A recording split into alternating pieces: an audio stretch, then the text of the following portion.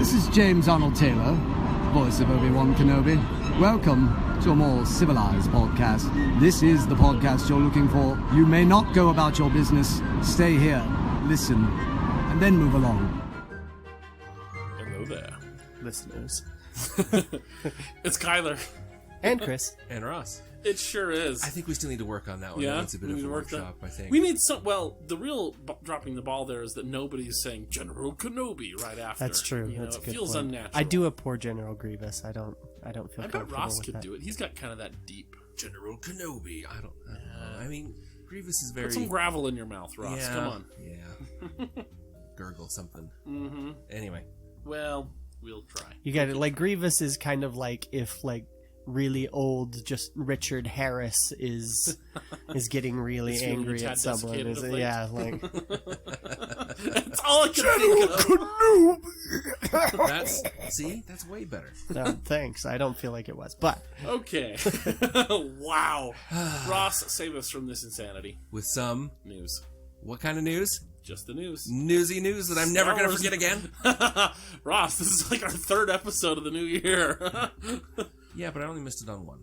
I caught myself on the second. For you fans who are That's true. confused, the Star Wars year begins at the end of September. So That's true. mid-September. Early September? What? Middle When end? is it? I don't know when Last it is. third? Whatever. The last week of Is this September. really good podcast content, fellas? Apparently. I mean, people are listening to us, so... Yeah, because they have to. I'm pretty sure that's where some of our downloads come from. They're like The people you've CIA got locked up in is- your basement. Uh-huh, Yeah. Well, the CIA, I was like, give us what we want, give us the information we want, or we'll make you listen to another episode. No, not more newsy news. I'll tell you everything. That's how I feel sometimes. Sure you do. I hate it. I hate it If so you keep bad. saying it enough, maybe you'll start believing it. Oh no, I already believe that I hate your newsy news. I don't need to repeat that. Stop. Anyway, so the news. We have several interesting bits of news. The first, apparently was more interesting to me than it was to these other two when I brought it up, was that as of today, that we're recording this, Star Wars Jedi Knight 2, Jedi Outcast, has released for Nintendo Switch and PS4. So normally this was a PC game from years and years and years ago. And they have updated it and brought it out. And it's exciting to a game person for I mean, I lots of thought it was reasons. neat. Yeah, I saw they had it, and I was like, oh, that's cool. It's not like a remastered version or anything. It's still the same old graphics, but it's just ported But over. now you can play it wherever. That's right. Instead of having to Well, and it's for a lot of older systems, it would be very difficult to play Correct. the old version. Yeah. Like right now, I've still got my bedisked version for my PC, but my disk drive in my computer doesn't work, so I can't play it. Well, and I'm not even sure that version would still work on your PC. The Steam versions work, but I think they've had I'm not some- sure I could. It's Yeah. my disk drive has not worked for long enough that I think they've had some back-end updates done to it, so they run on modern systems, which I don't know if the originals would anymore. They might. I don't maybe. know. Anyway, Anyway, if you want a reliable way to play the game, it's out now on PS4 there you go. and other places, I suppose. Next, we have exciting news for all of you merch and toy collectors for this week. And Kyler in particular. Triple Force Friday happens October 4th, which when you're listening to this, that'll be the day after tomorrow. Yep. Right? Yeah. No, Assuming you're up day to after date on tomorrow. your Yes, listening. correct. I mean, That's true. if you waited like a chump, then you missed Yeah, it. if you're one of those 37% that binge for a while and then catch up, you'll have missed out. Yeah, come on, guys. That's why you don't binge. Yep, every week. That's what we demand of you. Loyalty. There's that Empire Kyler we all know and love. Tolerate. So, they released a trailer that has a bunch of the cast reacting to things in boxes that we can't see. So the cast of Rise of Skywalker, I believe. and Okay. The Mandalorian. And the Mandalorian. Mandalorian. Yep. Okay. And what is this event? I don't even know. So it started when Disney took over everything, and to generate the necessary hype to get your movie to make $2 billion. Yeah. A couple months before the movie comes out, they do a big merch hustle.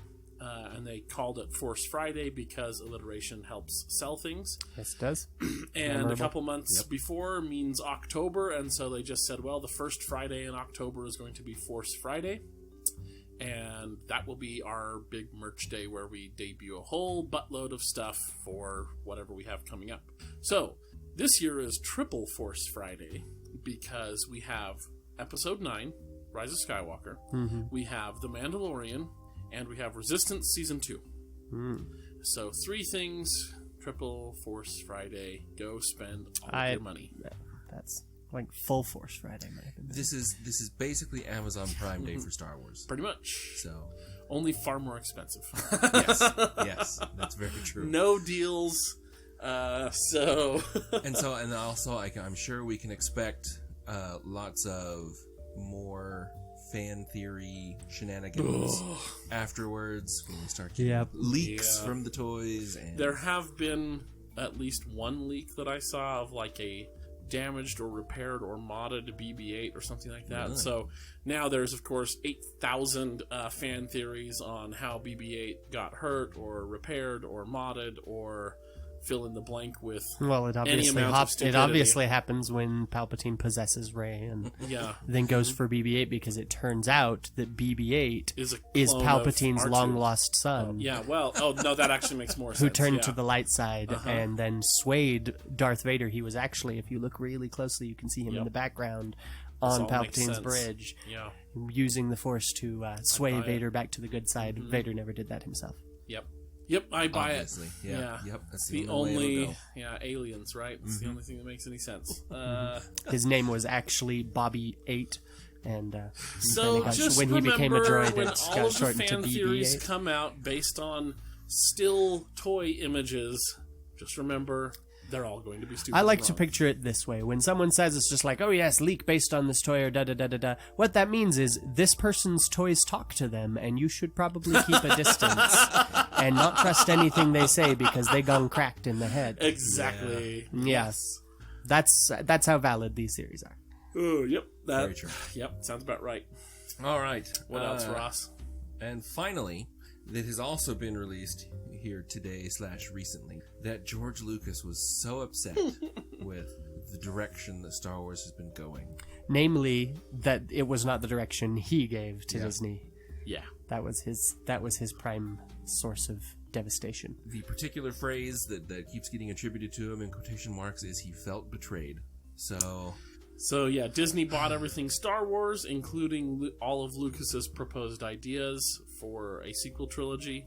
And they said, thanks. And he said, so you're going to make this, right? And they said, thanks, George. We're going to make something. We're going to make a lot of Star Wars. And when the Star Wars didn't get made the way he had outlined, he now feels butthurt over it because apparently when you have $4.2 billion, you feel butthurt. Well, he feels butthurt now because Fox got bought for $74 billion.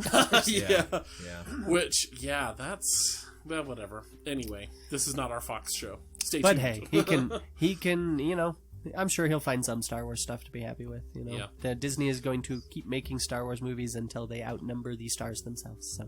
Yeah. Part of me wants that, but I know that Chris is right in my heart. Saturday morning breakfast cereal. Genie is like, I'm going to punish you for your insolence by granting you immortality. I was like, well, what's wrong with that? That's great. It's just like, you'll have to watch everyone you love grow old and die. It's like, yeah, but I'll be immortal. I'll find new people to love. And it's just like, and he's goes through all the potential problems, and he'll be like, so what? He's like, oh, your views will grow outdated, and people will look upon you as a relic. And he's like, yeah, but a famous relic. I'll be the world's oldest man. And then the genie just frowns at him and is finally like, you'll have to watch endless remakes of your favorite stories forever and ever. No, please take it back! And then the little bonus image is just him sighing as he looks up at a movie queue that says Star Wars vs. Batman 9.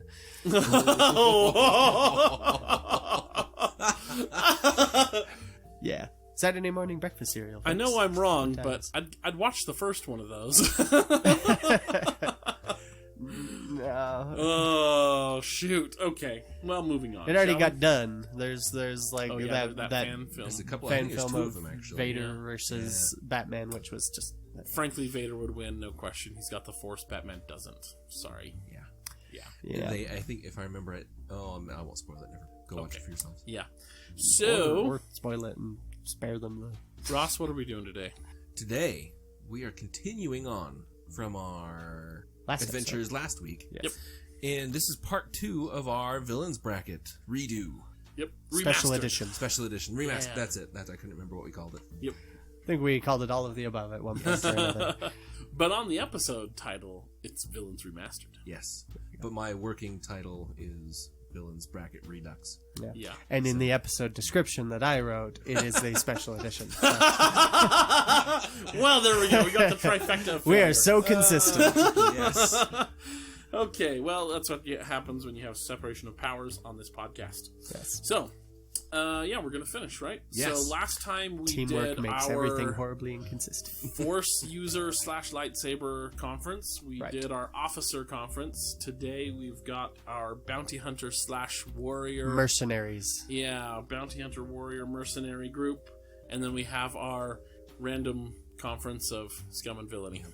And as a reminder, or as to let you know what we're doing in case this is your first episode, which if this is your first episode, really you should go back. Yeah, this is a weird spot. At least go start back with one last episode, week's. yeah. Yeah. But because I feel like we have to do it, what we're doing is we have all sorts of villains, and we are pitting them against each other based off of several criteria, which we will explain Have now, Chris. here. Yes. Yay! Look at that timing. Pulled it up on my phone just in time. And then you stall anyway. Yep. Gotta let people know how adequate we are. So, Got to give people time to really start listening. yeah, Yes. exactly. Yeah. Give those people one last chance to hit the back button on their computer. So what's our People criteria? racing Yeah. to fill out their own bracket. Yeah. All the people who did what I said they should and procrastinated filling out the second half of the bracket. Yeah. So, we have 3 parameters by which we are judging, 3 criteria by which we are judging these villains. So, their personal lethality / potential destructiveness, ability to cause pain, chaos, harm in the galaxy. Then we have their imposing presence / cool factor. Just, does this villain seem villainous when you look at them? Do they look like a cool bad guy? And then 3, which kind of ties into 1 but still different enough, general disregard for life. How callous are they when it comes to how little empathy do they have? Yeah. So, Callus is in resistant to the idea, not Agent Callus. yes. Yes. Callback Exactly. joke. Yes, that was There mine. it is. It was a bit of a stretch, but hey, it's fine. I tried too hard, and yeah. Anyway, It's okay. We've all done Let's it. move on. Not as lame as your face. Boom! Come back! Yes! That one landed a lot better than the last one. Yeah. That sure did. That one was so bad. Made me laugh, though, re-listening. Anyway. So, Ross, give us our first pairing. Yes. So to start off, we And have match for the ages. the feared, the infamous Mr. Boba Fett. Oh, yeah. For sure. Mr. Boba Fett Mr. is his Boba father. Fett. Yeah. Mr. Fett's my father. Call me Boba. Bobby.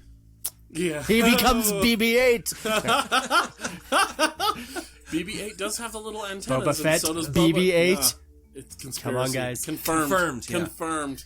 He got a paint job so he could infiltrate the resistance. This new leak yeah. verifies. Yeah, this. exactly. Mm-hmm. Okay, so Boba Fett versus who?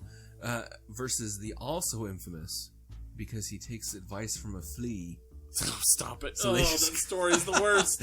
Salacious no. Bee Crumb. Wow. So we can all agree it's Salacious Crumb, right? Obviously. Okay, done. Cool. Salacious Crumb. Ross is sitting there in stupefied horror. Ross is just sitting there waiting for us to move on.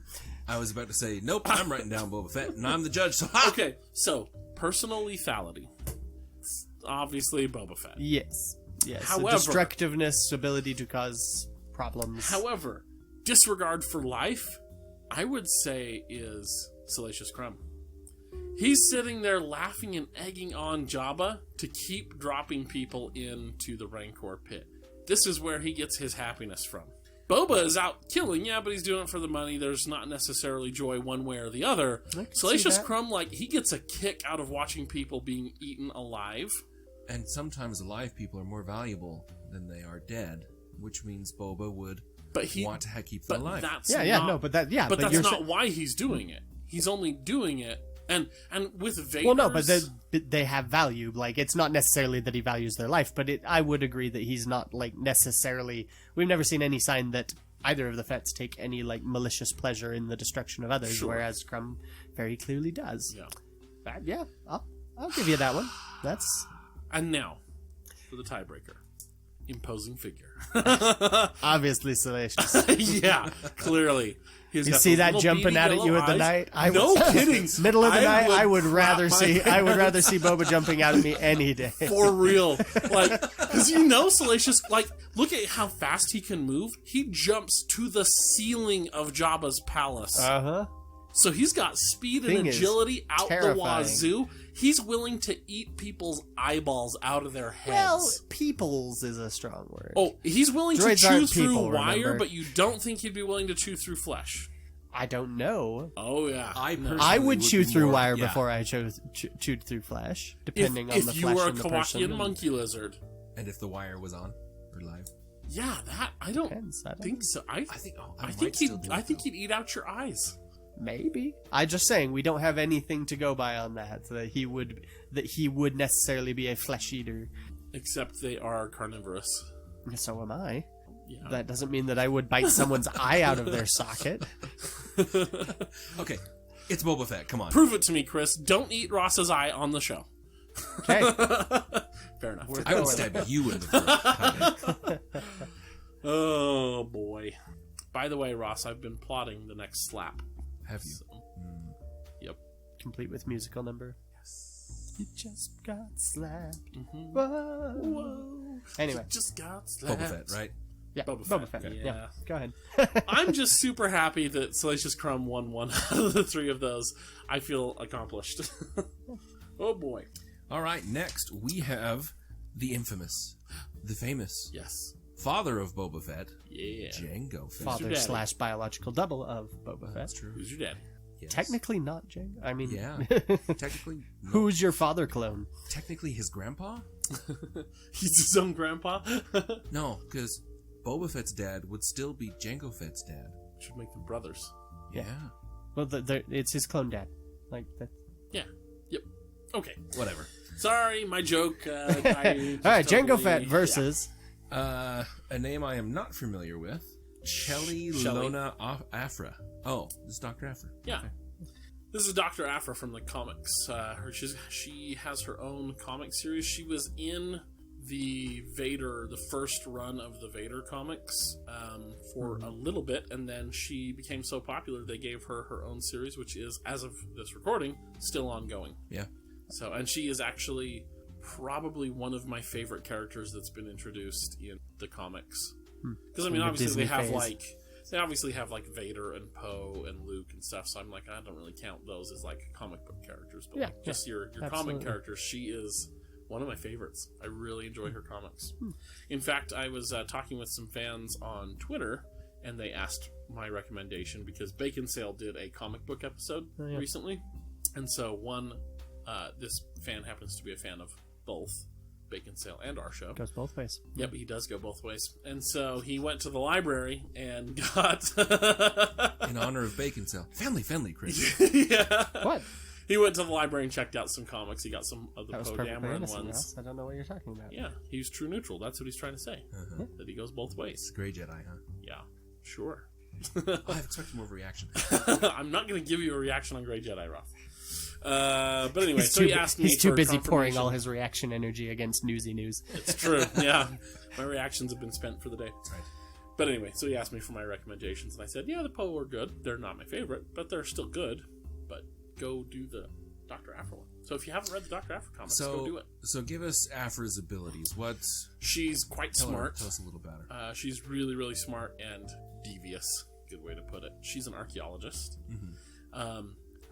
That's kind of what she wants to do with life. She's basically amoral Indiana Jones Yeah. in Star Wars. Yeah, imagine Indiana Jones with far, far, far less scruples. Wow. Yeah. Okay. Yeah, right? So who wins between the two of them then?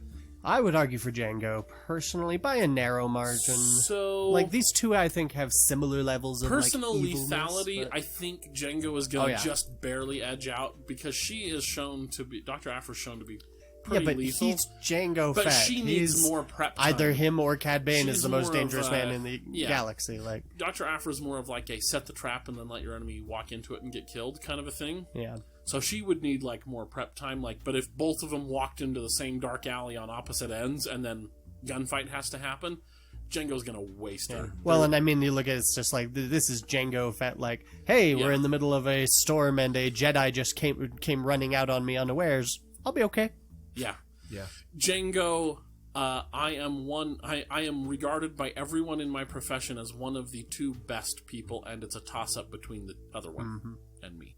Yeah.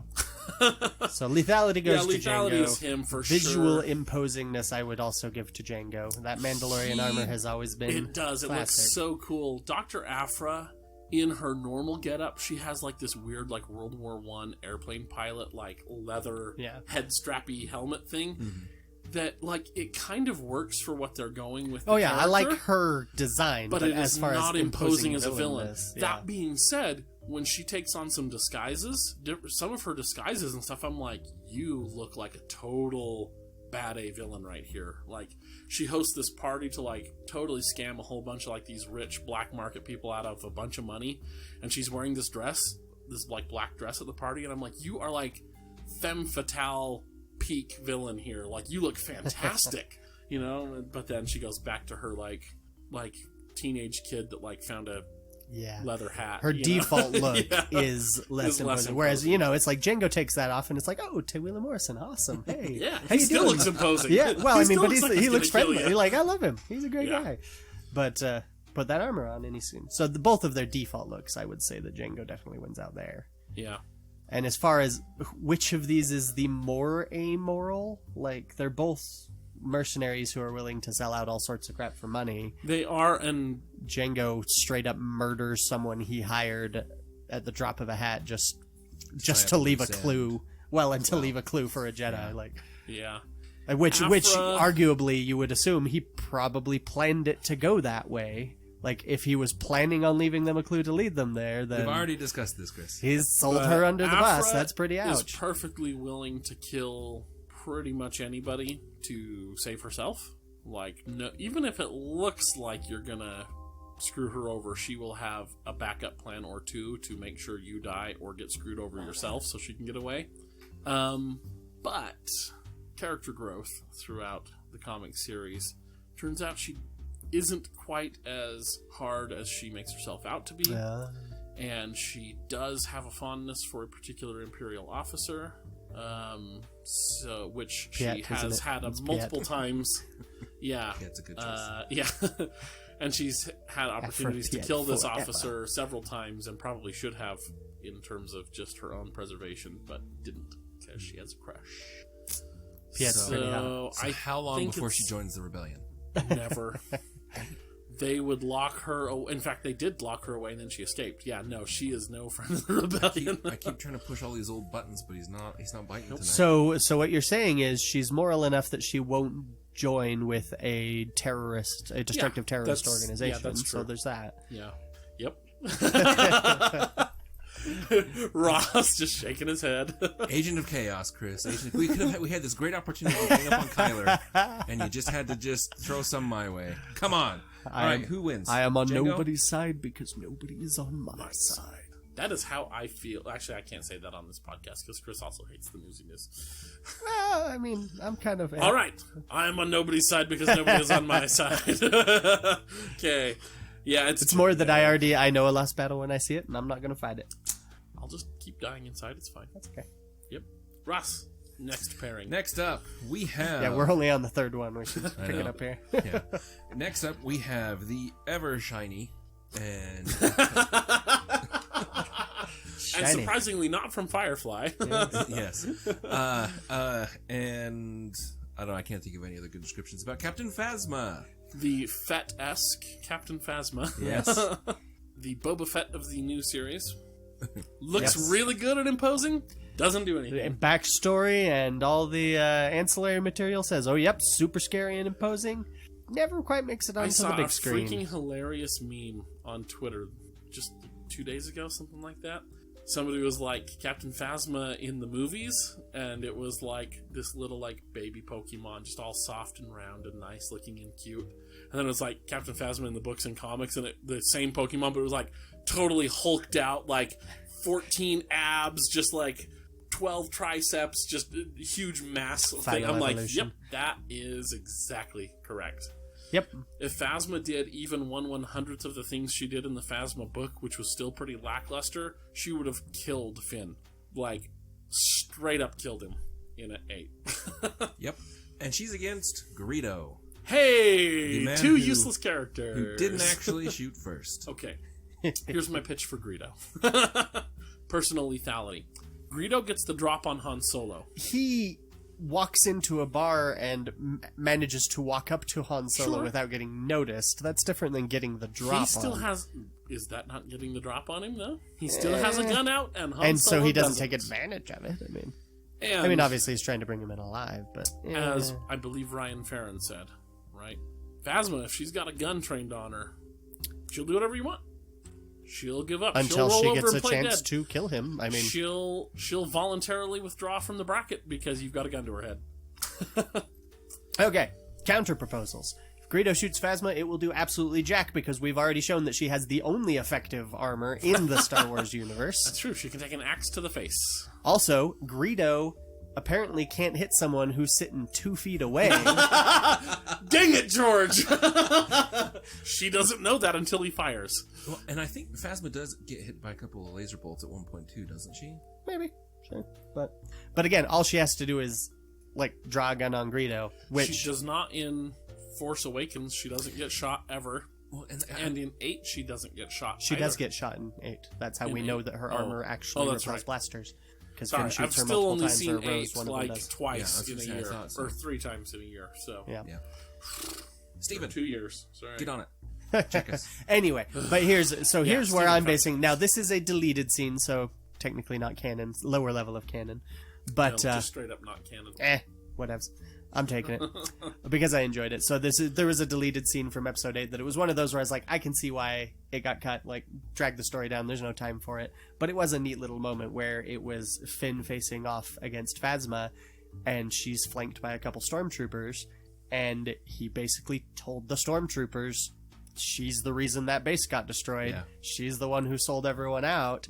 And that's how he manages to get into close combat range, basically, is because she has a blaster on him, and he tells. And it's also what happens to those 2 stormtroopers that you actually do see in the film when There's she 4 walks of up. them, and she takes she however many realizes there are. that she's outed by Finn, and so she takes out 4. It's some Han Solo level Yeah. rapid fire stuff. Like Yeah. She takes out 4 stormtroopers in the time it takes Finn to close with her, and is ready to close with him. Like, it's a pretty awesome little bit of stuff that it's like, they had to cut it because she can't be cool in the movies. She's our Boba Fett. You can just see it. Oh man, that's a sweet scene. Oh, gotta got it though. Why? Can't have her be this cool. Yep. The Disney gave us a mandate. She's supposed to be the Boba. But yeah, I mean, it's like she's got a fast draw. She's quick. She's deadly. All right. Comics show us that too. Like, She definitely looks cooler than Greedo, for sure. And disregard for life is definitely absolutely the Phasma. her disregard for life. She is, kills her own brother in the Phasma book. Yeah. She cripples her own brother first, though, like a decade and a half before she kills him. Ooh. For basically political gain on her home. Well, and the fact that Phasma has no regard for anyone's life but her own is basically the entire point of the Captain Phasma comic. Like, it's like the entire plot of it is basically she gets crashed. She's on this planet, her home planet, really, after escaping from. She goes. That's right. She goes there to hunt down one of the people who knows that she was the one who took the shields down. And along the way, she's like, she has to deal with all these problems that are affecting the indigenous population. And so it's basically the setup of like her walking this hero's path of saving all these people from this, that, and the other. When in reality, all she's doing is using them as fodder to get to this guy. And they end up just getting massacred because she abandons them and doesn't care. Yep. And she but she does all the hero stuff of like rousing speech to get them motivated and da-da-da-da-da-da, and then just throws them right in the teeth of the enemy and walks on past and doesn't care. Dang. Yep, she's the definition of like psychopath. Yeah. Yep. And that is canon, so Yep. giving that over Greedo. Yep. Phasma for sure. Okay. So next we have Commander Pyre. Also known as knockoff Phasma. Yes. Right, Red Phasma. No, Pyre is in No. gold armor. Oh, Pyre's in gold armor. Yeah. Ooh. So Commander Pyre is, like I said, knockoff Captain Phasma from Resistance. He is the primary, like 3P Phasma. yeah, that's what the P stands for. He's the primary like person that the first order is like dealing with in Resistance. He's like, so you do see like Kylo Ren and Phasma like a couple of times, but basically Commander Pyre is the one in charge of subduing the station. Right. So that's who he is. Okay. And Versus he is up against Cad Bane. The other half of one of the two best bounty hunters in the galaxy, and everybody knows it. Yes. So remember last time how we did Deckard Bane? Yes. I'm now trying to add him into the mix, and it's not quite gelling. What are you talking about? Remember? Yes, I remember the Deckard Bane. And now we have Cad Bane. Yeah. You're trying to figure out how how to to mix make Bane with Yeah. Cat. Oh, all three to of make them. one amalgamation of Deckard, Cad Bane. Cad, Deckard, Bane. Anyway. Nope. That Sorry. was another failed joke. Too much. You know what? Are we tired? Am I think tired? I You're am tired. tired. I'm tired. I can give you Yeah. that. Alrighty. Anyway, Too many it's of Cad those Bane. failed jokes. Natch. I mean, It's Cad Bane, yeah, for Yeah. sure. He is, like I said, one of the two most lethal, effective bounty hunters in the galaxy. yes, sir. And all the other bounty hunters readily acknowledge that fact. He's got that frickin' sweet cowboy hat and the holsters and the duster. And he makes it work. Like every night, I've seen a Yes. lot of characters like that in EU, in Star Wars EU areas, where I'm just like, yeah, you're trying too hard to give me a space cowboy. Like Han Solo is already a space cowboy Yeah. without having to dress up like a cowboy, and I see all these others in it. But Cad Bane makes it work. Like there was no point watching Cad Bane where I was like, come on, Cad Bane, that if I doesn't remember fit. correct, was based on Nameless in Good, Bad, and Ugly. Oh, really? That's nice. That's why he's got like that similar style Yeah, hat. And Makes sense. instead of smoking, because it's a kids show, they had to give him a toothpick instead. That he Yeah. sometimes. And then he's got chews those on. red Duro size and the Yeah. voice He's stuff. so like, yeah. he's- The voice is freaking great.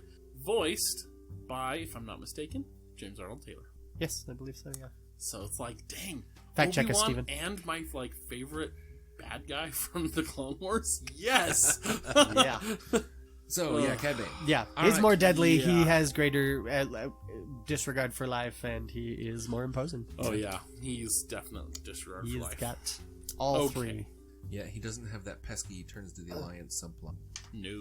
No, he dies very committed to his life. Well, of because that's evil. what Pyre does, right? He turns? No, Or Pyre. does he just desert? Pyre is still. Who am I thinking that like deserts? It's one of the good guys that deserts to the First Order, the Resistance. I can't remember her name. Oh, or was it Captain Cardinal in one of the Phasma book? Oh, Cardinal in the book is I think that's who I'm thinking of. unwillingly taken prisoner after some moral doubts about the First Order. And then he's taken prisoner by the Resistance. And then it just cuts off. Huh. So we don't know what happens to him. Oh, okay. All right, next we have... This is one I actually don't immediately have a gut feeling as to which way this will go. Oh, I do. We have Bosk versus Cornelius Evanson. Dr. Evanson. Cornelius Evazan. He didn't go to 6 years of evil medical school to be called Mr. Okay. Oh, man. If you wanted him to be doctor, you should have put that on the bracket. I know, man. that's my fault. I take responsibility. All right, I don't So- remember who Evazan is. Evazan was like, Evazan? he did a lot. So he is the, my friend doesn't like you. I don't like you Oh, either. okay. I have the death sentence in 12 systems. He's that ugly son of a gun. His face is all messed up because he did like all kinds of weird, illegal, non-FDA approved experimentation Or and stuff. OSHA approved. Yeah. Resulting in lots and lots Star of Wars death. doesn't have OSHA. Yeah. He basically is Alright. kind of like Dr. Zed from Borderlands. Okay. Only not likable.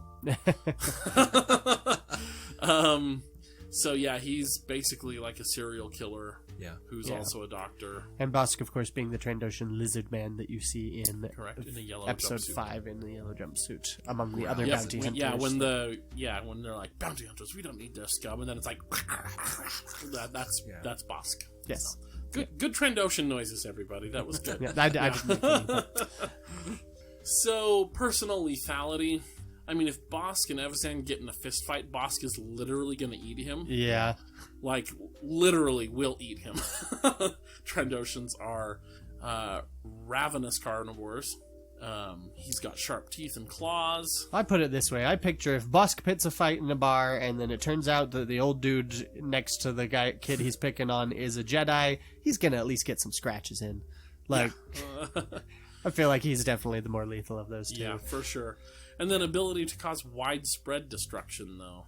Bosk is pretty explosive, isn't he? Bosk is... I mean, he's a bounty hunter. I think Bosk has more resources, definitely, at his disposal. And when Bosk isn't hunting a bounty, he's hunting sentient creatures that have been previously captured for sport. Yeah. Like, just for personal sport. So that's not great. Yeah. But Dr. Evazan is kind of a mass murderer, so... I don't know. I would say maybe with the whole mass murder and experimentation thing, I would give as Evazan the disregard. I mean, he's not for as big a mass for murderer life. as, say, Luke Skywalker, who murdered, Yeah, absolutely.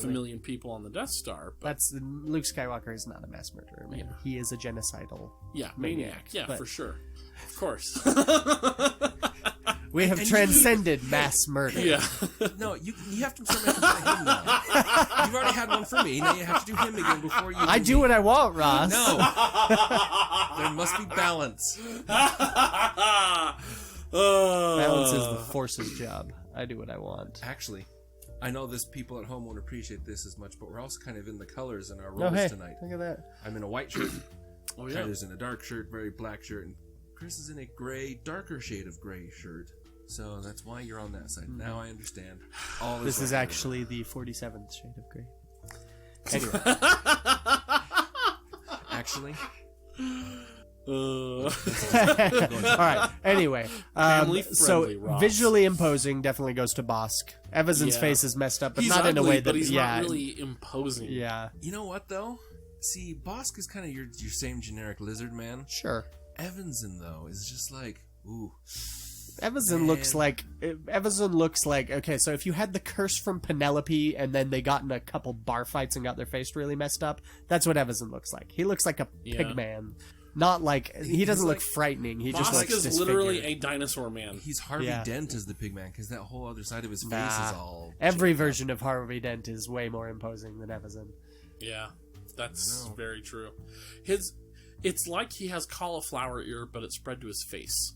That's Dr. Evazan. It's not like it's ugly, it's repulsive, but it's not necessarily imposing. Bosk may be somewhat traditional. He may be less than the most original character. I think it also hurts me because I'm always reminded of the lizard man from the original Star Star Trek, that's what I was thinking Yeah, of. Whenever I see That's Bosk, fair. but anyway. Yeah, well, I think that's, But there's a reason lizard men a show up lot all of the time. inspiration there. They're pretty imposing. It's true. But it's Bosk, right? Yeah. And then, Bosk. cool factor. The judge will respect the decisions. Lack for human life, it's probably equal for both, really. Potentially, sure. But I'm saying even if they each one on one, then I'd say probably then it still goes to Bosk for the cool factor. Yep. Okay. All right, next up we have another bounty hunter, Dengar. Dengar! Wannabe mummy with a very long rifle. Yep. Versus DJ. Yep. Yes, sir. Which is basically Chris Baxter. Yeah. Yeah. Maybe. So DJ. I mean, I don't know enough about Dengar to really say a lot. So we don't, he doesn't even have a growl line. He's Yeah. there on the bridge. He's got, like, leprosy or something like that. Yeah. It's some sort of space disease that makes his skin all wonky, and so that's why he's all wrapped up. Bandaged.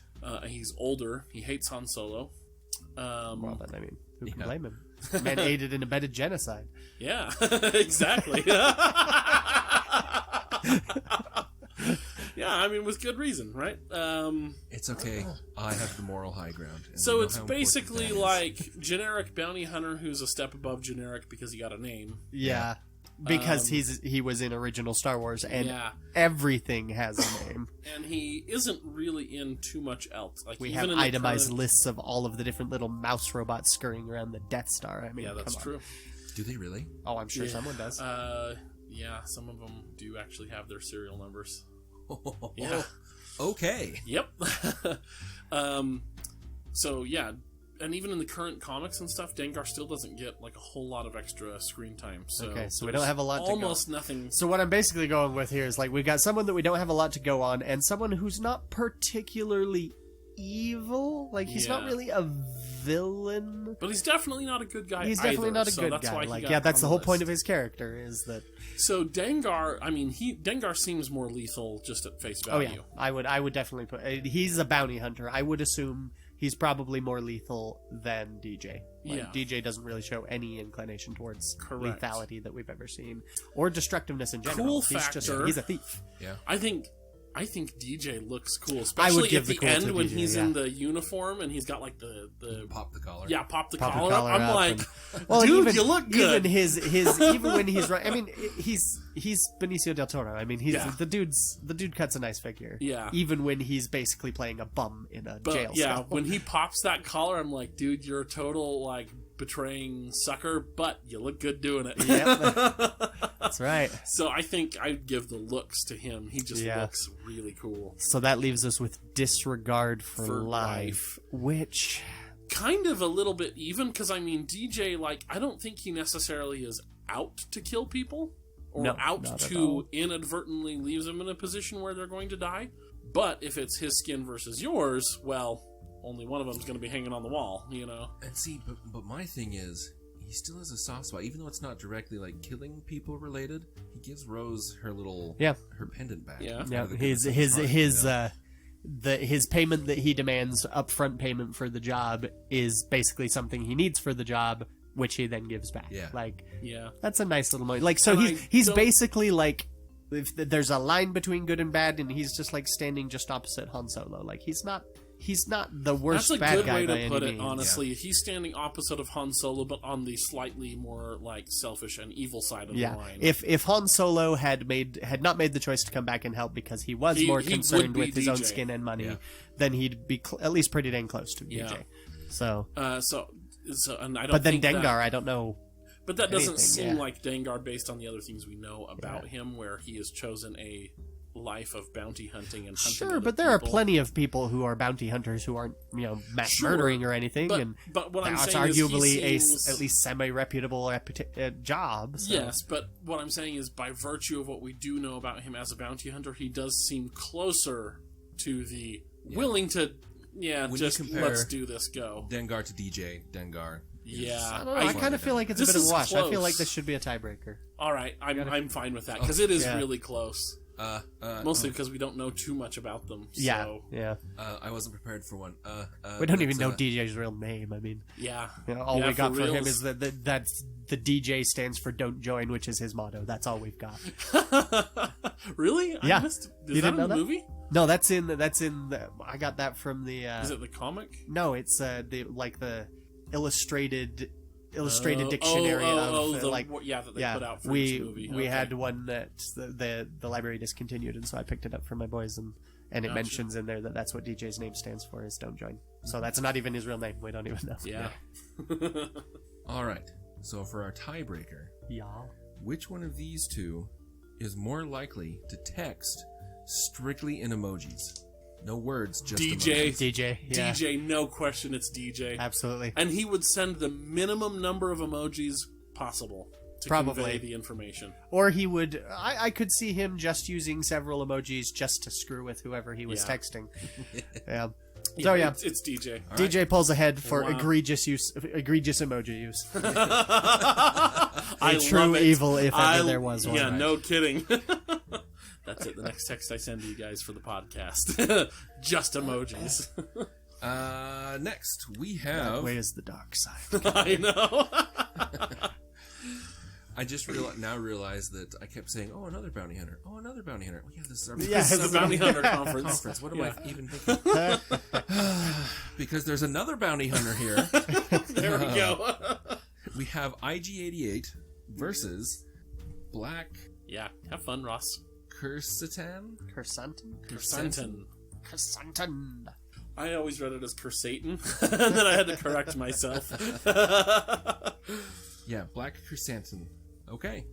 First of all, we all know who IG-88 is. Yes. Not IG-11 that we've been seeing in the Mandalorian AKA trailer. Correct. Iggy.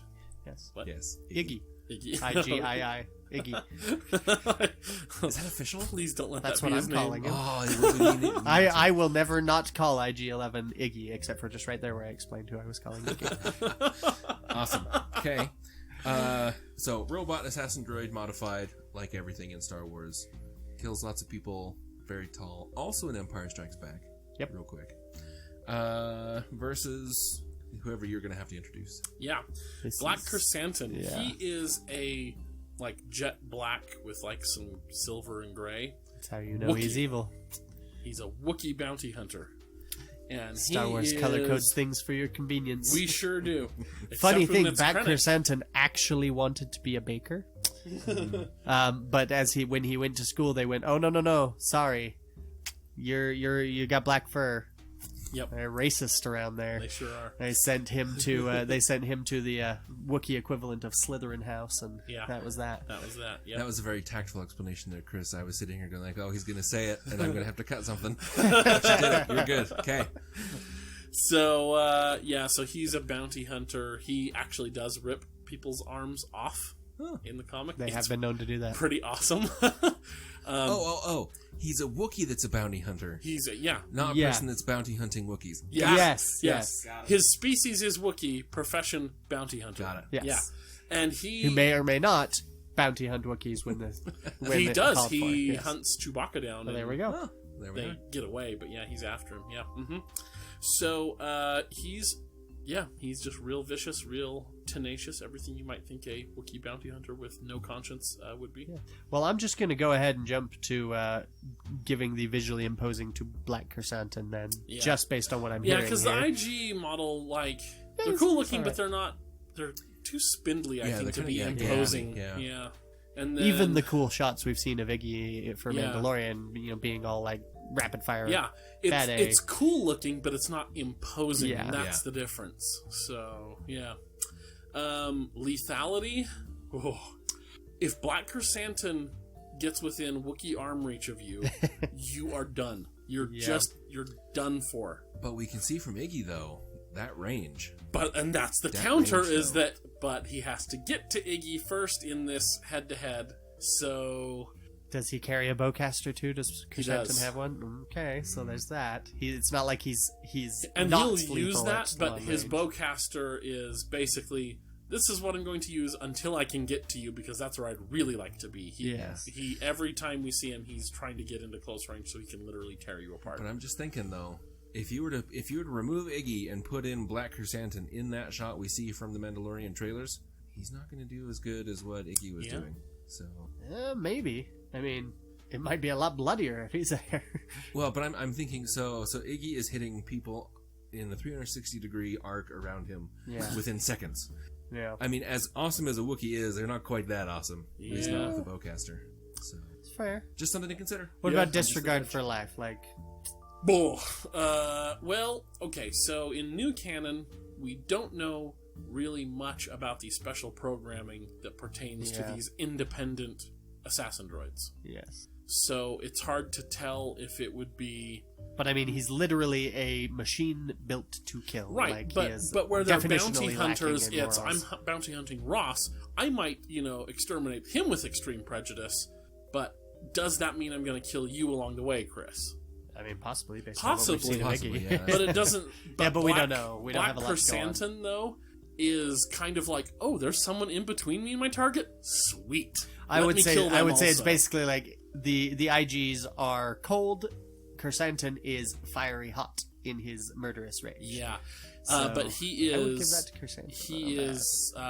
In D&D terms, he's a barbarian who's raging. He's sort of lost Yeah. his every time. Like, there's this one mission where Vader has hired him to hunt down the Falcon crew, the A-Team. Yeah, And they just barely escape, and Chrysanthemum has left a I would love to see the A-Team on the Falcon. a whole a whole sea of bodies just to get to the Falcon. Like, he is kind of like looking for ways to murder people along the way to his. Yeah.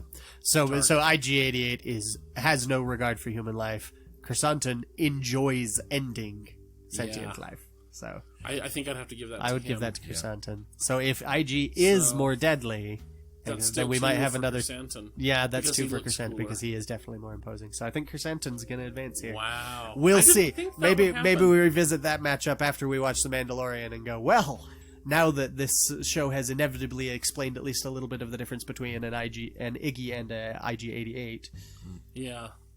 now we know just how deadly I'm those can be. surprised to see one. I didn't think the comic book characters would make it out of the first round, so that's a interesting surprise for me. Cool. Aura Singh versus Hondo Onaka. Okay, so Aura Singh, another bounty hunter. You see her briefly in The Phantom Menace watching the pod race from a high perch. She's Sniper. tall, thin, pale skin. She has a shaved head except for a ponytail. A She big also top has an knot of red hair antenna and coming an out of her antenna, head. yeah. Which she Fame, can use apparently to- killed by Tobias Beckett. By being pushed off of something. by being Yeah, pushed he off didn't of kill something. her. The fall killed her. But she is sort of the next runner-up as far as fearsome bounty hunters go, at least according to the Clone Wars, when all the bounty hunters are that's right. talking. It was Cad and Jango fighting it out for first place, and then her in third place. Yeah. As far as fearsomeness and all of that goes. She is a fan of sniper rifles, though she's also decent with pistols. She's pretty deadly, shown throughout the Clone Wars. Lots of kills to As her anyone name. with a primary fondness for sniper rifles tends to be. Yeah. She's pretty hard. She, especially in the later seasons where she's basically raising Boba Fett, you see Boba Fett start off with a little bit of a conscience. Like, he still hates the Jedi, but he's kind of like, well, but do we need to kill people? And she's basically the one that's like, oh, you have a little fire, a little flame of conscience. Let's stamp that out real quick, and just turns him hard. Yeah. So she's not a good person, to put it lightly. Cool. Now Hondo. The Clone Wars DJ. Yeah. If that, honestly, I think that's Voiced generous. by Chef Paschetti from Curious George, for those of you who have children. If you do and your children are making you watch Curious George, then I'm so sorry. Yeah. Please I pity find you. a way out. You don't have to do it. Yeah, it's a dumb show. It's Anyway, the worst. I hate that show. it is. The twins loved it, I'd though, watch so I had Kylo several before I watched years that. of... Ooh, whoa. Whoa, Chris. Think carefully before No, I you mean make it. that. You I would rather mean watch it. Kaio than... I hate Curious George. It's the worst. Wow. Anyway. Okay, that was a little parent moment for you. I wouldn't cross the Kaio line. That's one that just... No.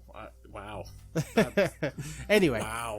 Yeah. Anyway, Hondo. Ross Tell us doesn't about know. Hondo. Yeah. You will soon, Ross. Hondo, best known, of course, from Disney's Galaxy's Edge theme park.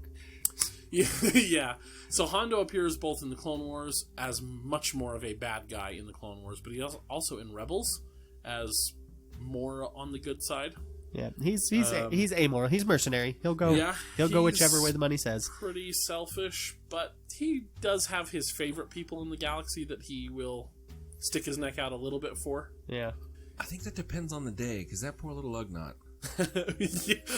Yeah, in Rebels. in Rebels. Yeah. I just watched I don't that know. episode. Personally, I think in all three categories, Ara's probably going to clinch it here. Like, visually, I think she's more imposing than Hondo.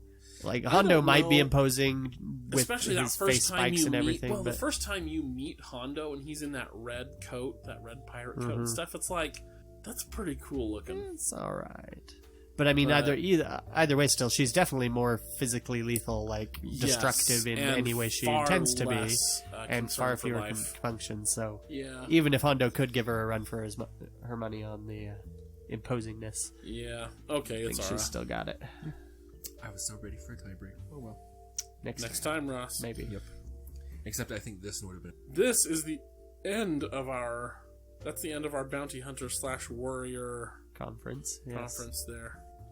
Yes, and we are now moving on to the Leftovers. leftovers. Yeah. The mercenary. The miscellaneous. Those are two different words. And there are so many. No, I feel so inadequate in my Star Wars knowledge.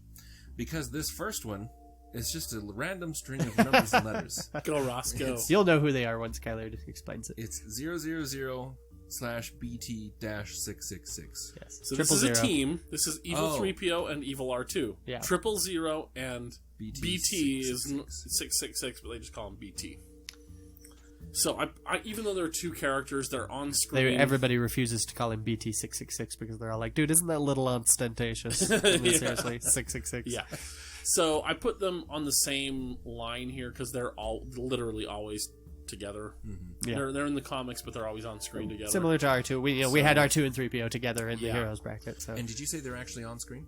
No, like on screen in the comics. Like Gotcha. yeah. On page. rare is the panel where it's just one of them, and when it is just one of them, it's on 000 because he's the one talking. Yeah, it's because one of them is out of frame, not that he's not there. Yeah. So And they are up against Sao Leech. Tassu Leech. Tasu. Oh, come on. Tassu Leech, Missed an the A there. no-name Oh, yeah. nobody who's I mixed hunting them up. down old Han Solo before he gets eaten by a Rathtar. The guy, the like Oh, yeah, Chinese yeah, yeah. looking guy, Yeah. Yeah, in who's Force all Awakens. like blah blah blah blah blah Suriname. That's the only part I remember. And then he's like, "Well, I was gonna pay you back." Yeah. Yeah, that guy.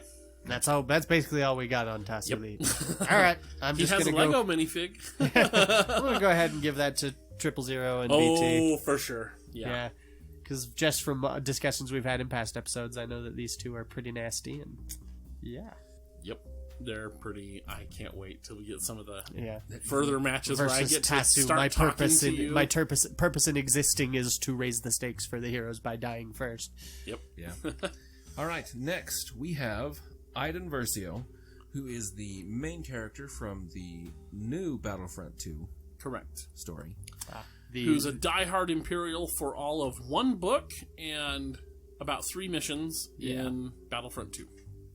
So, here's why, even though she's primarily, for the majority of Star Wars fans, a defector, a good guy, I put her in the villains for a couple reasons. One, she was marketed as a huge diehard Imperial.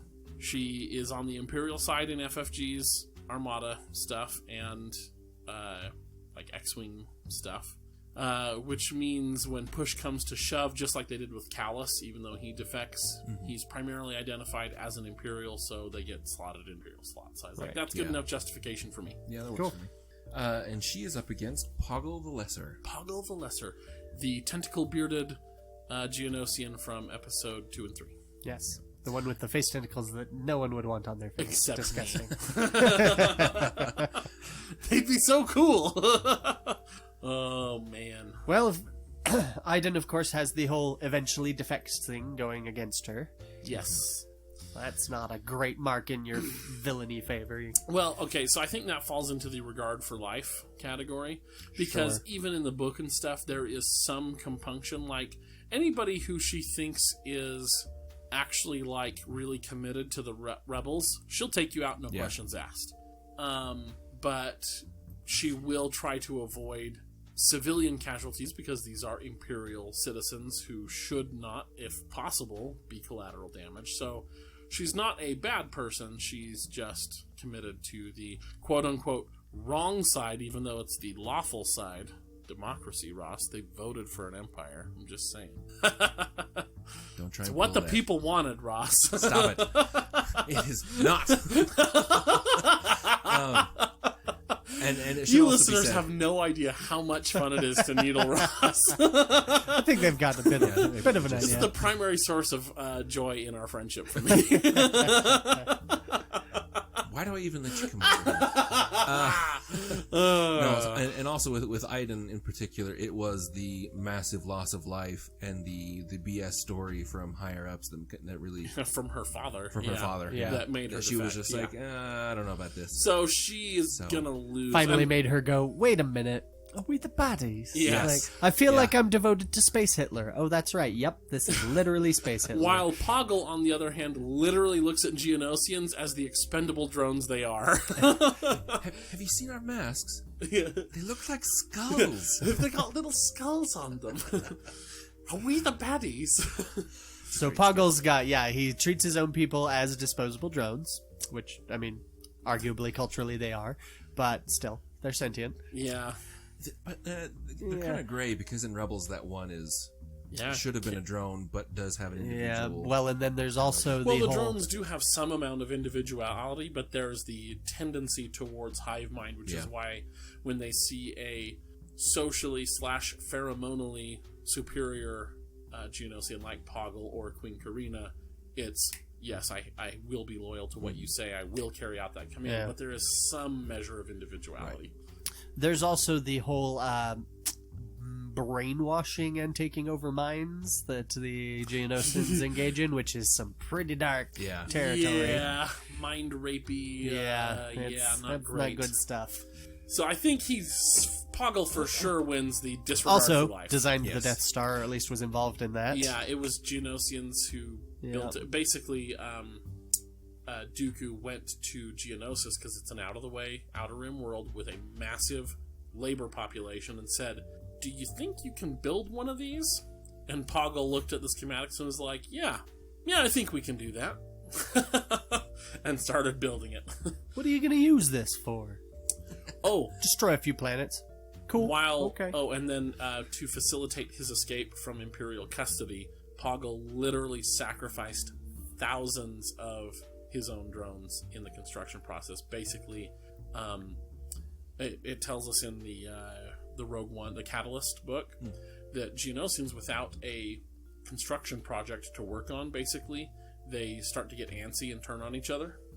And so he had them locked in their bunks, basically, and told them they couldn't go to work and they just had to wait, which was fine for a couple of weeks. But then after that, they started turning on each other and turned on the guards and just went nuts because they weren't allowed to do what their natural drive is. And in the chaos, he escaped. So he's literally sacrificing literally thousands of my own people so I can escape? Sure. All right. I think Poggle's got it. Those face tentacles aren't doing him any favors either. No, I'm just gonna say all over. I don't really think Iden's got much. But is he more imposing than Iden in her? I'll grant that. That's the more. I will grant definitely more imposing. Yes. And then personally lethal. Iden Versio, no questions asked. She would kill on an individual scale. But yes. The widespread factor.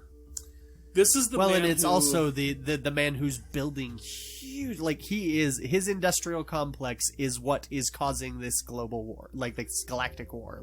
Because the prologue level for Battlefront 2 for the story was Iden sneaking onto one of the Liberty cruisers and hacking into it on her own. Sure, but we're basically asking here though is who's worse? Who's causing more destruction? The zealous soldier who follows orders and is very capable, or the corrupt businessman whose business practices, everything he's selling, everything he's doing is all geared towards just horrible things? I'd think Poggle clinches that in the end. Poggle is causing destruction on a widespread scale, or at least participating and helping sneaking in and preventing the rebels from discovering the trap at Endor. Bad. Definitely bad. Lots of life and pain. But that doesn't compare to the galaxy-wide civil war that is the Clone Wars, the droids of which are being built on Geonosis by Geonosians at Poggle's command. At his command, but not his doing. Well, but it's it's not like Poggle is an innocent factory worker. He doesn't. It's not like he doesn't know what's going on here, more or less. He and the other leaders of this knew about Sidious. They knew they were following a Sith Lord. This is a man who went Sith Lord, huh? I can profit off that. I'm just saying. In the rest of them that we've talked about, it's been them personally doing as much killing as possible.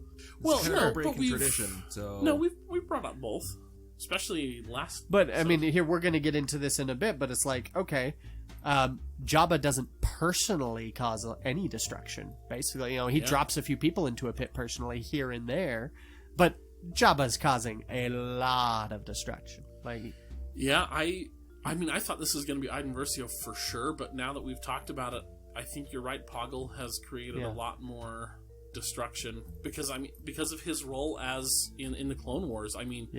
It's Geonosis that has all of the B1 factories, or at least for the initial year of the war, it's Geonosis that's producing it. That's not small. Yeah. Well, and I just And the you Death know, Star. There's also the whole okay, we've got this Sith Lord who wants to lead us into separatism. He's basically going along with it because hey, I can profit off of that. It's like, all right, now we want you to build the worst weapon of mass destruction anyone has ever dreamed up. Okay. How much does that pay? Cool. Yeah, I'll do that. Let's do this. As much as I don't care for villains, I hate this result. Well, I hate Poggle. He's a bad man. He's a bad man. You're right.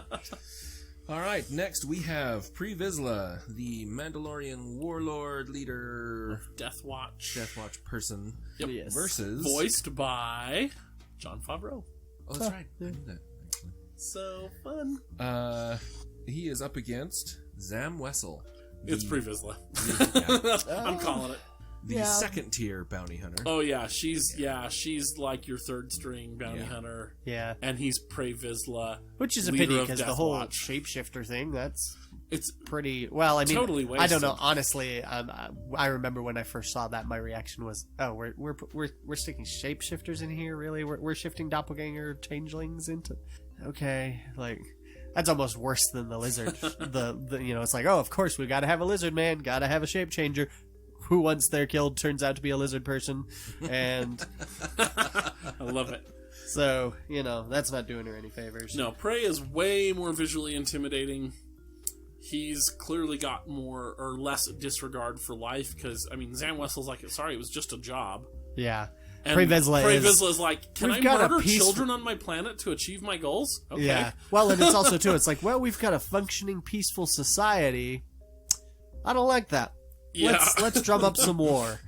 And again, just gonna say this: willing to murder children of his own home planet to further Yeah. his goals. Like Willing to murder children, willing to so far, I assassinate think his that's only one other his person leaders. on this like, list who's Yeah. child murder. not a All lot right. of people in here get into the child murder area. That's true. So Steven is going to fact check me on this one. I already know, so I'm going to do it for him. It's technically like the prime minister or whatever. He's got like a beard, like a little goatee thing. He's the one who technically like approved the he's children. evil. Yeah. But yeah, it's true. He's got the goatee. But he was working with Death Watch, like kind of taking orders, and he was set up to be the puppet leader anyway. So like, yeah, he was the one doing it, but this is all part of Pre Vizsla's plan. Yeah. So Yeah. I'll give that one to Pre Vizsla. Yep. Okay. Yippity yip. yeah, and then personal lethality. Yeah, Yep. Pre Vizsla, he's gonna own Zam. I mean, she got killed by another Mandalorian, so. That's true. That's true. All right, next we have Jabba the Hutt versus Zaitan Maj. Yeah, Zeton Maj. Zeton Maj. So, we have two crime lords here. Oh, okay. Jabba the Hutt, head of the Hutt cartel, Yes. and Zeton Maj, head of the Black Sun Syndicate. Okay. Who we see in he's Clone head of Black Wars. Sun in the Clone Wars. Yep. Okay. Yep. Huh. Well, all right. Physical imposingness. What does Zeton look like? He's a big, bulky green guy. Yes. So, So he's discount Jabba? Or what? no. Imagine a humanoid. So 2 arms, 2 legs. Discount Hulk. 7, maybe 8 feet tall. They're tall like a Wookiee. Black top knot, And purple I gotta look up robes. this guy. Yeah. But really broad shoulders. This was the first time they tried to sneak in Asian stereotypes. Because he's also got the big long mustache. And this goes all the way back to the old EU. Yeah. This character. Yeah, well, because it's Different name, I think. Oh, but- yeah. no, Okay, well, I remember him. it's actually a Is it? precursing character because the one you're thinking of is Prince Shizor. Prince Yes. Izor, yeah. President of Black Sun That's in right. Shadows of the Empire. But the way he Yeah. looks, though, is In the Rebel era. that look goes all the way back to the old 90s EU. Oh. And Okay. I don't remember in that episode. Doesn't he turn to his other little assistant and say hi, Shizor, or something like that? Isn't the don't other guy remember. that's with him? Isn't that Shizor? I don't remember. Probably. I don't either. I Steven. doubt anyone could resist the Fact check. opportunity to stick that in there. So Yeah. that's So, Anyway. I mean, they're both imposing in different ways. Imposing. I was you gonna know, say Jabba, Zeton's pretty imposing physically. But Jabba, I don't know, man. A big giant slug like that is imposing in its own way. But I think I'd be more initially terrified of this big hulking guy. Yeah, So that goes to Zeton then. I agree. But personal lethality, I think, also goes to Zeton. Jabba's not like... Well, but it's not just personal lethality, it's ability to cause right. death No, and but destruction. that's because it's a two-parter. So the personal lethality, Yeah, okay, fair. Zeton, I think, is going to win that out. Jabba just, I mean, he gets killed by emaciated slave Leia. So, you know. He gets killed by been hitting the drugs a little too often after years of success. Yeah, Slave for Leia, sure. Yes.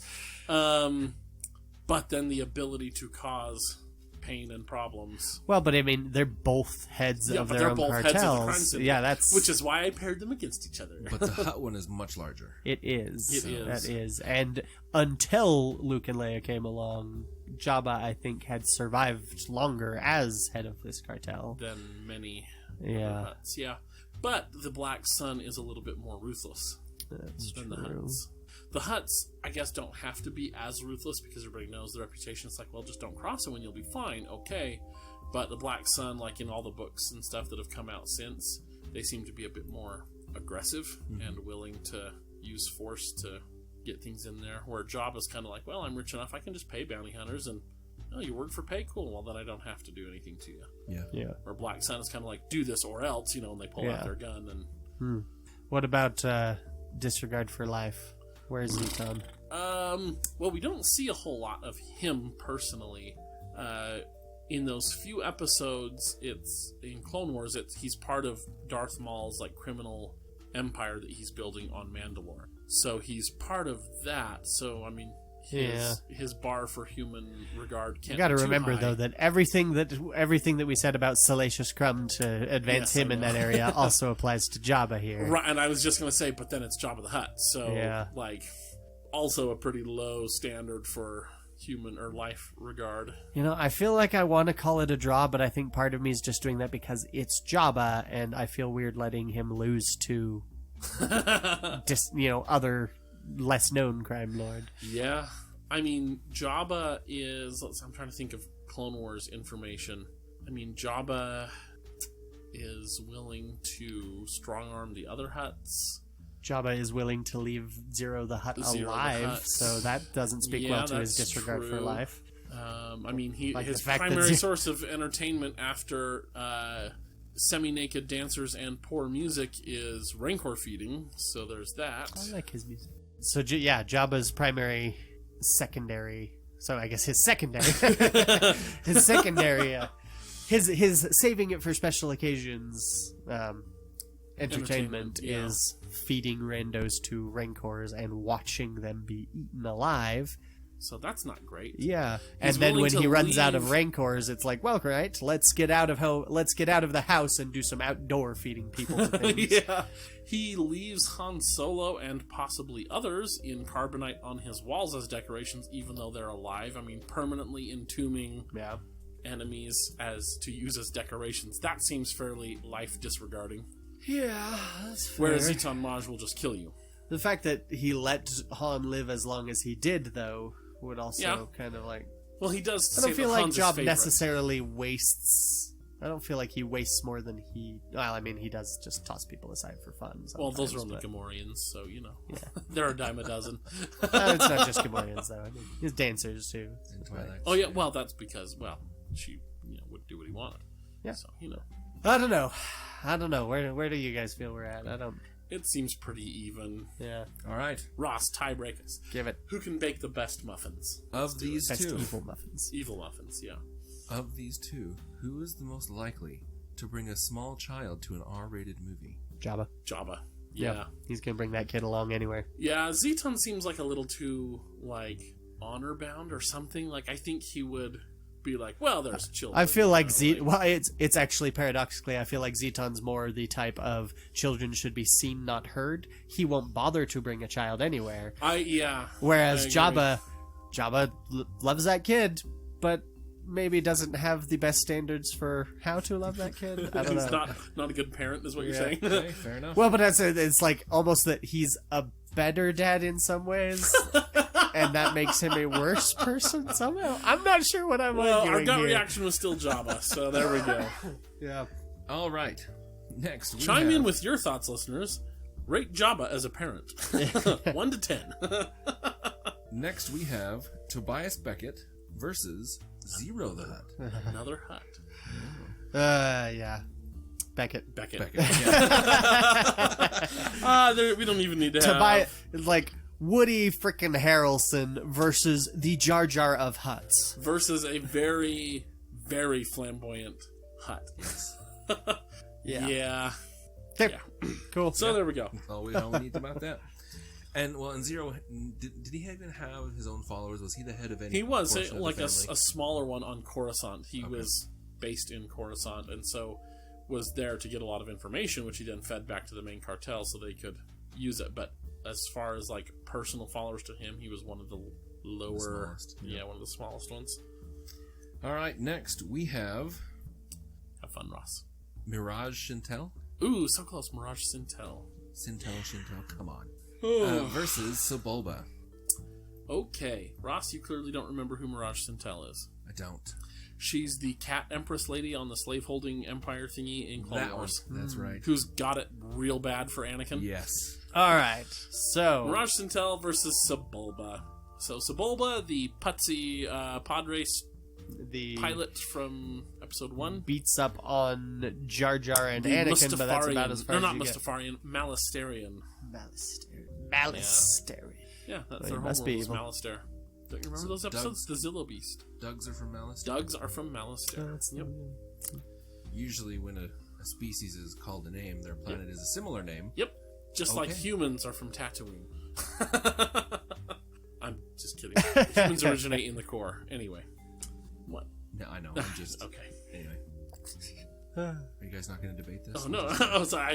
I was waiting for you Yeah, to you look like chide you had me more one to more say. time. Yeah. Yeah. No? All right. So It's Mirage destructiveness. Yeah, I was going to say I'm leaning towards She her. has a She has greater slave ability network to be, that greater spans the willingness galaxy. to, like Sebulba's basically a schoolyard bully next to her.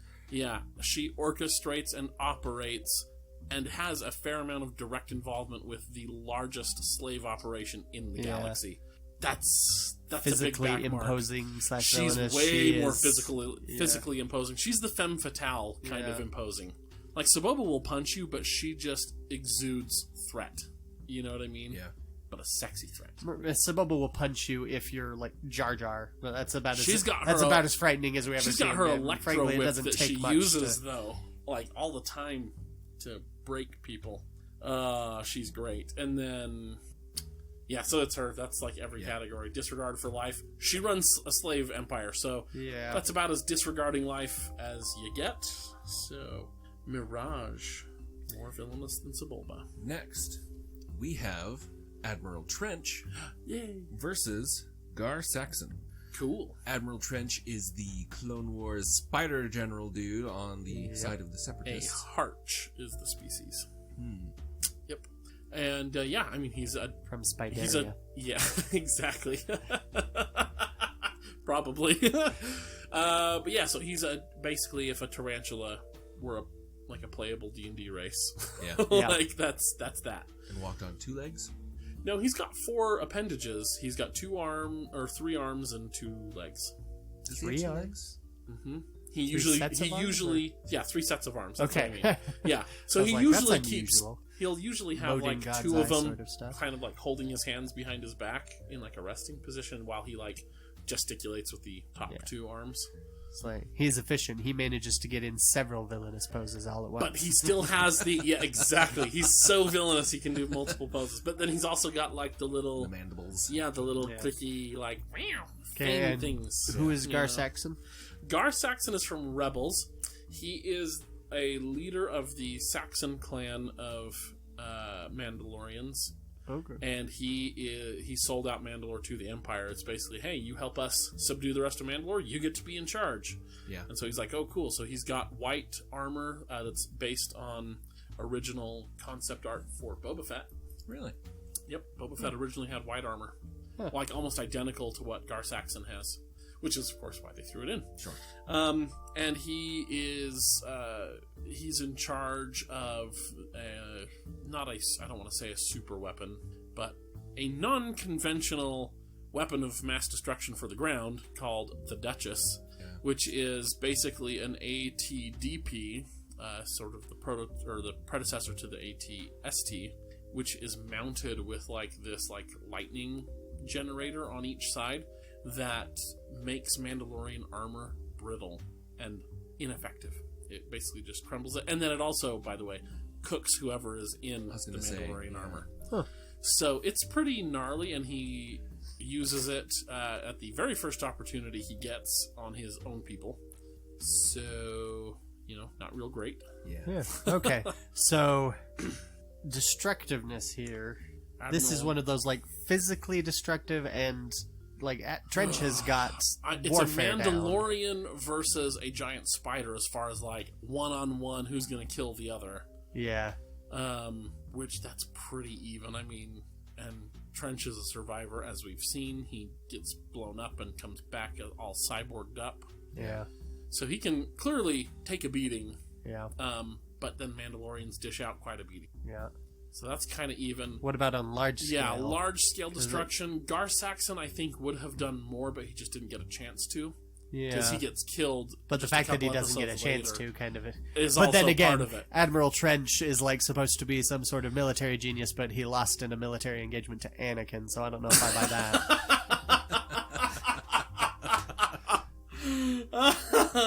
Yeah. So, I mean, there is lots of life when Trench is around. Admiral Yularen specifically mentions, like, oh, holy crap, this is Trench. Like, he totally wrecked our fleet before. Yeah. So we know that there is some number in the tens of thousands of life lost before we even He is obviously see him. a significant destructive force on the battlefield. Yeah. When And he's Gar commanding. Saxon just never got the chance to. He would have been, but Yeah. he never got the chance to. But I'd we're not say. talking about what would have happened. Yeah. So Yeah. I think Would Trench have made takes- a good villain, isn't this? So good they're enough. roughly equal in personal combat. Widespread tips to Trench. Yeah. So he wins that one. Physically imposing. We have White Boba Fett and a Spider-Man. Yeah, like, I mean, I'll give Saxon his props. It's some solid armor. Like, It's he's not as cool looking as Boba, though. No, it's not the best Mandalorian armor, but as far as Star Wars armor goes, it's at least visually distinct and pretty solid. Mm-hmm. But yeah, A next to Spider-Man. yeah, as literal much as Spider-Man. Spider-Man is kind of cliche. You heard it here, folks. Spider-Man is cliche. But yeah, it's yet another like, well, for these aliens, how about we make them this animal but sentient and big? Yeah, we've seen that a lot, but it doesn't make him less imposing. And especially like when he talks and then he does his little Yeah. clicking thing and his fangs are all. That always makes me like, ooh, I wouldn't want to. Well, like, and it's fight too, a even Harch beyond in that, hand-to-hand. he's got a really nice design just as far as Yes. like he is like, even if he was human, you could see that this is a physically imposing, like, this is a plotter, this is a schemer, like he's well done. We don't talk about this, I think, maybe as often as we should. But whoever did the voice work for him, Yes. I don't know who it is, but they did a great job. Admiral Trench's voice is awesome. Like, just the cadence, the accent. It's almost like a professional did it. Don't say. Arguably, But they did, yes. Yeah, they did a great job. So, and then with disregard for human life, life, Ooh. they're both going to be. Yeah, that's pretty. Well, but if Trench has got the first two, he'll still He'll squeak still away. win. I mean, both pretty equal. Trench is very much. Well, he doesn't have to worry as much because he's commanding droids, so he doesn't have to worry about sacrificing life. Yeah. But to turn a weapon of mass destruction on your own people. That's Yeah, what I was going to say. that's Is Gar true. Saxon is going, this weapon specifically designed to kill large groups of my own people? Yeah. Let's push that button as often as it will let us. Yeah. That's... So he probably would take that one, I would say, especially because Trench is definitely the sort that's like, he respects... Don't waste resources. Yeah, he doesn't waste and- resources. He respects his opponents. He'd probably Yeah. give people a chance to surrender if that came up, Yeah. but...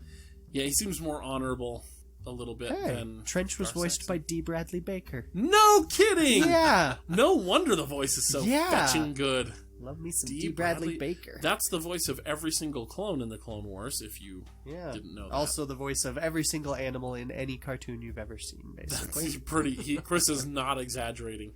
D. Bradley Baker is one of the most prolific voice actors around. Every animal in Avatar: The Last Perry the Airbender, Perry the Platypus. Platypus. Perry.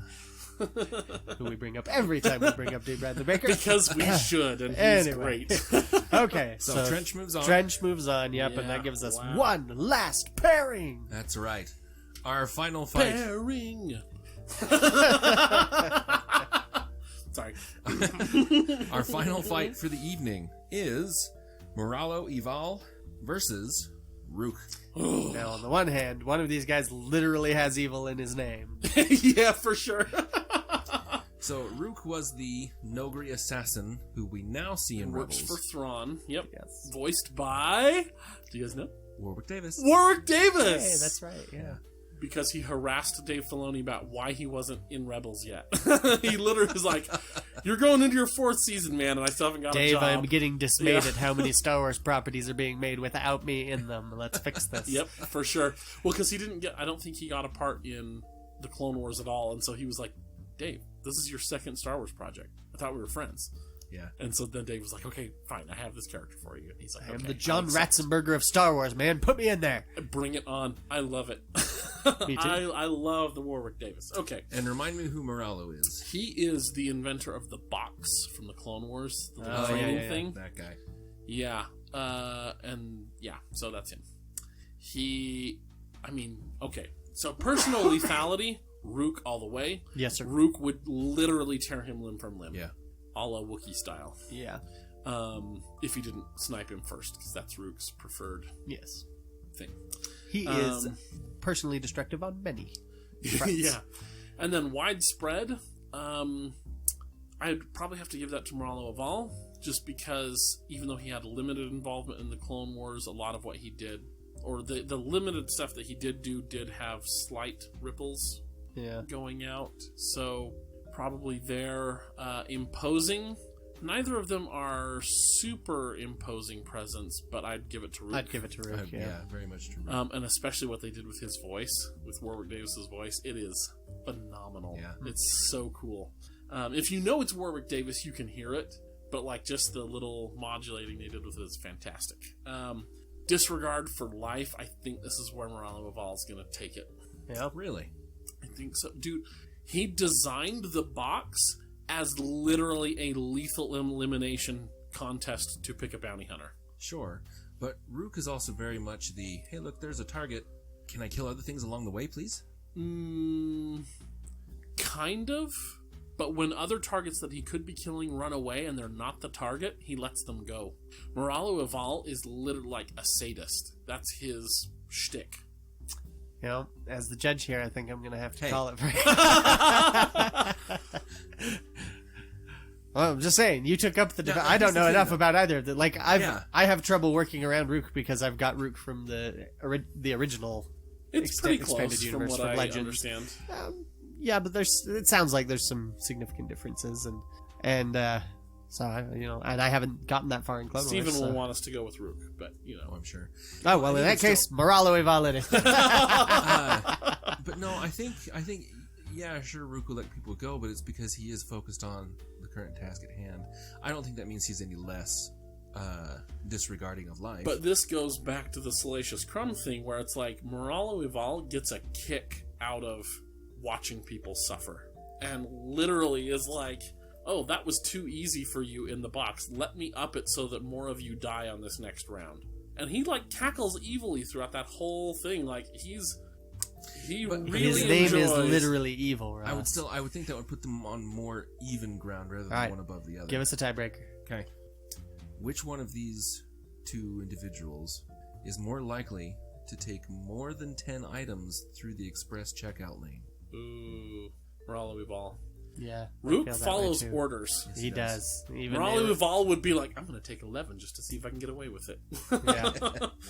That worked. All right, now let's try it with 12. Okay, now let's try 15. Yeah, Now he let's would. try He would. 20. Yeah. Then How he'd be far like can I push 45 this? items in that checkout line. But what are you gonna do about it? And I can tell you, as a former checker at a grocery store, it's not a thing. Nope, not a You thing. could take however many you wanted, and it would. I have noticed. Yeah. Now they Yeah, want it's to, irritating. but Yes. So, wow, there we go, guys. That's that. All right. side That's 2 done. Yeah. Yep. Next time we look over this bracket, it'll be to decide ourselves a champion. Mm-hmm. And I have something special planned for them. I'm so excited. Ooh. I have a secret. Did we talk about this last time? Yes, Yes. you Okay. mentioned it. The secret pairing. I can't Kyler wait. has plans. I do. Evil plans. Yep, I have something special planned. I just only need to keep these two from escaping. We're trying so hard. It's going to be a slap fight between the two of you. Yeah, let's do the outro before. You know what? Let's do it. Slap fight between me and Ross. Ready, Ross? Oh no! Did not think that through. Ross couldn't reach Kyler, Yeah, so That's true. and I didn't want to do it by myself. It would have been best if we were coming from both sides, sandwiched. It's trying to get away. I promise, listeners, we're trying to work more slaps into the show. We got such a positive response. Oh man. Well, that's it, right? Yeah, I think we're done. Okay. Yeah. So, be sure to follow us on Twitter at More Civilized and join the Facebook group, A More Civilized Podcast. They're really, if Star Wars memes or humor are at all of interest to you, man, our Facebook group gets some good stuff. True dat. I just about died on that grammar lesson. Yeah, I enjoyed that one. What was it? It was like the. It's like, what is wrong with this we sentence? Should kill adults. I would like to kill. I'd rather kill. I would rather adults kill adults than younglings. children. But adults was possessive. So what's it had the problem? apostrophe Yeah, S. what's the problem with this? Obi-Wan. There's an apostrophe in there. Anakin. Then should be spelled T-H-E-N. Yeah, I died. So that was so funny. No, I didn't die as hard as the Padawans. All right. And speaking of the Facebook group, that's where we find this week's favorite listener, who I feel bad in doing it this way, but I kind of had to because of the theme of the episode. It goes for a second week in a row to Stephen Boswell. This time, I remember why. Yay! Well, for this particular time. Because he filled out and he posted his bracket. Oh, that's yeah. true. I So- did see that. Boba Fett all the way to the win. Yeah. I don't know about that, Yeah, sir. we'll have to see. He's got some stiff competition coming up. But I Yeah. did like seeing him post his bracket and then look at what we actually have and being like, oh, sorry, Stephen. Yeah. Although I do think his final four are compelling. Yeah. But anyway, thank you, Stephen, for contributing to our shenanigans. Yep. Also fact checking us. And yeah, Yes. that too. Everyone can speak with me and find me on Twitter at Mr_R*star. Yes, you can say things at me on Twitter at Itinerant Baxter. And some of those things that you could say to me might include places you want to find the podcast but you cannot, or ideas for episodes that you would like to hear us discuss here. We will probably listen. You might actually want to send those at the official accounts because I'm erratic as to how often I'm there. Yeah. That's That true. that was a very smooth segue between all those items there, Thanks. Chris. Well done. I'm a professional writer. That's right. And now podcaster. And podcaster. That's Well, we're true. not getting paid for this, so we're Yeah, not so I'm not professional professional yet. Most podcasters don't get paid, so I think we're about as professional as anybody. Yeah. Except for the ones that get paid. Fair enough. We're adequate podcasters. Yes. Yes. We're journeyman. Remember, we just reached journeyman status That's true, for the second yeah. season. So Only 3 more years, guys. We can Yeah. start making pennies. Alrighty. Well, until next time, may the force be with you. Always. I'm Anna Graves, and thank you for listening to a more civilized podcast. Try to get you I'm out of here Anna quick, Graves. Then should be spelled T-H-E-N. Ross. Yeah, I died. So that was so funny. No, I didn't die as hard as the Padawans. All right. She wants to wrap her tail around him.